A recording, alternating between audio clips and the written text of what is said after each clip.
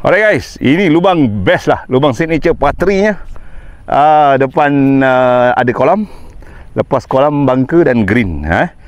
Ini lubang saya bermain di sekarang ni, di lubang nombor 3. Lubang nombor 3, indeks 15, patri 131. Saya menggunakan 9 iron. Boleh tak saya pukul dengan baik? Pukulan yang mendebarkan ni selalunya memerlukan mental warrior yang kuat guys. Jadi kalau saya fokus pada shape bola yang saya nak buat, landing macam mana, iron macam mana, kemudian kita pukul saja guys. Okay, kita fokus pada mechanic swing sekarang di sini. Mechanic swing kita bagaimana? Alright, one good shot. Manis-manis satu. Alamak, tak balance tapi not bad. Pin high. Sebelah pin kiri. Alright. Tak solid tu. Okay guys, bunker sebelah belakang green. Air di sebelah green, depan green. Green cantik. Dia memanjang ke sana guys. Green. Ada spine sikit dekat pin tu. Bola saya di situ. Lebih kurang 14 kaki, 15 kaki. Ini bunker yang kecil di sebelah depan. Ini bunker.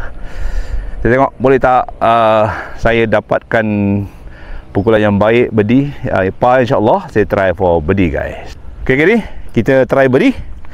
Ini main downhill ke main uphill? Level main straight putt.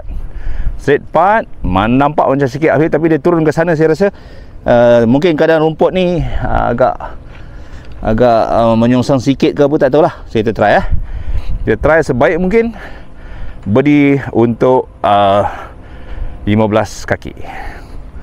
Kamu lihat, bagi satu square putt yang baik, feeling yang baik, cuaca dah baik, mood pun baik, main di bumi Kenyalang ni guys. Okay, kamu lihat, one good putt.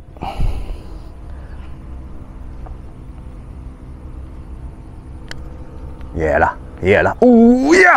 Terlebih sedikit.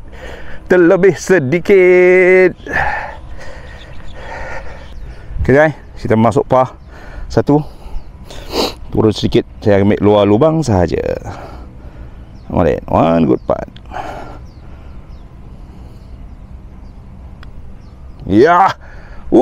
Bogey guys. Bogey.